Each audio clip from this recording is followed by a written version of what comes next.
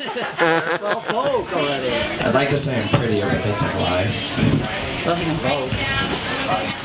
Okay, what we're doing today is teaching how to apply a foam latex prosthetic. This is a little better quality than rubber latex or gelatin. Well, I've heard arguments against gelatin. And what we're using today is one that I actually made, but you can purchase them from Beyond the Grave, not Beyond the Grave, I'm sorry, that's you guys. Boneyard Effects, FX Spaces. Larry Bones has some very nice slit throat pieces. He's one of the very few that actually sell foam latex prosthetics, but I highly, highly recommend them over anything else. They breathe, they're much more comfortable, they don't sweat off as easy. Actors seemingly can wear them for far longer in a night than rubber or just large rubber masks. But what I'm actually showing today is items that are easily accessible, yeah, I know, that you can get to create certain special effects. And for little kid purposes, I'm going to say balloons, but in terms of special effects makeup for film, television, and everything, these are your best friends. Because both normal balloons, party balloons, have far too much stress on them. These have a lot of give. They hold a lot of blood, and they can be inflated to become what are called air bladders for like a beating heart, things of that sort. What was that? Right now, we will be using one today.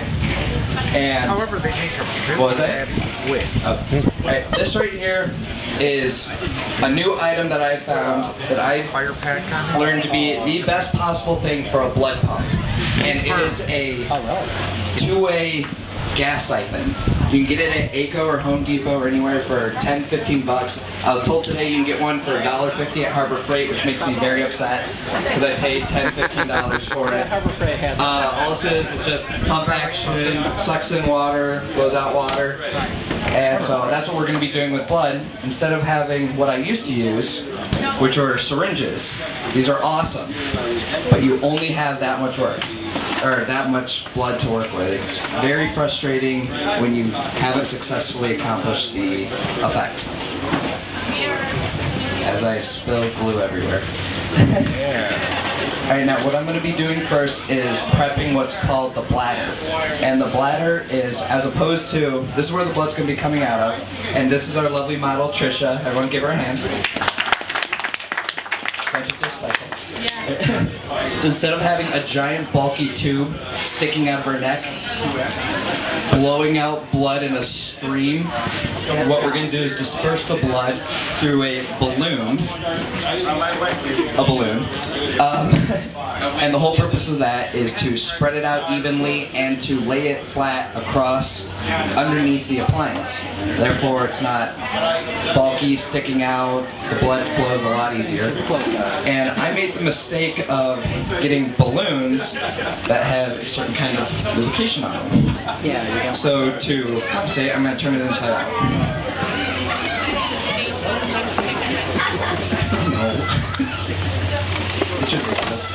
And I'm going to secure the balloon to the blood tubing with just electrical tape and duct tape. What you want to do is get it in about an inch in and seal it off. You want as airtight of a seal as possible.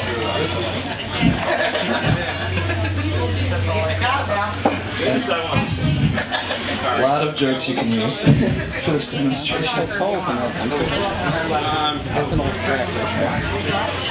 Whole purpose of this, of course, is so that blood doesn't spray back and make even more of a mess. Now, so everyone knows this is very messy. It will be messy. There's no way to get past that. I am so sorry, Trisha.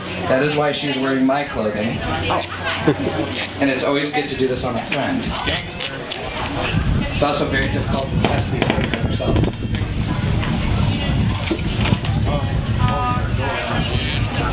Yeah.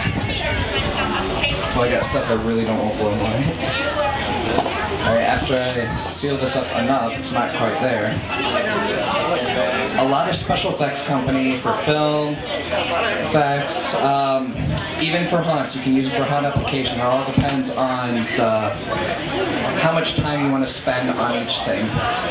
A lot of people use these as air bladders, and that means, you know, transformation effects. If you have a werewolf and their brow starts to raise, their cheeks start to raise, you glue these down with air tubing, and all this is a eardrop squeeze pump, and they work fantastic for small things. Alright, now, what I'm actually going to do is you can tilt your neck back, just relax, take it easy. I'm going to be using some prosthetic adhesive. Prose Ben Nye, I think, is fantastic. It's my brand of choice. And I'm going to place glue on your neck, and it dries by air. So you don't have to, it helps if you have a hair dryer or heat gun, but it's not like spirit gum. You don't have to tap it. It doesn't need to be friction activated. I personally don't like the smell, but I find it a lot better than spirit gum. And one of the most important things for any kind of special effects makeup you ever do, always, always, always ask the person if they're allergic to latex. Foam latex, rubber latex, everything, if you glue it to them and they start breaking out, it's bad news. There are ways to get past it, but you want to make sure that they are not allergic. Everything I'm using is latex today, so I asked her prior. She has no allergies, and I'm going to let that sit and dry for a minute.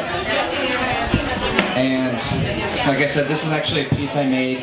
Foam latex, kind of difficult to make, unless you know what you're doing. This is a life cast of his little brother's neck. This is a piece that was made for a film. Sculpt it on, you make a mold, clean out the clay, mix up all the chemicals, bake it in an oven. I think it's a lot easier. Go to Boneyard Effects, go on the website, go to Wuchi Pro. Wuchi Pro has fantastic foam latex prosthetics. A lot of you might know that. I always recommend foam over anything.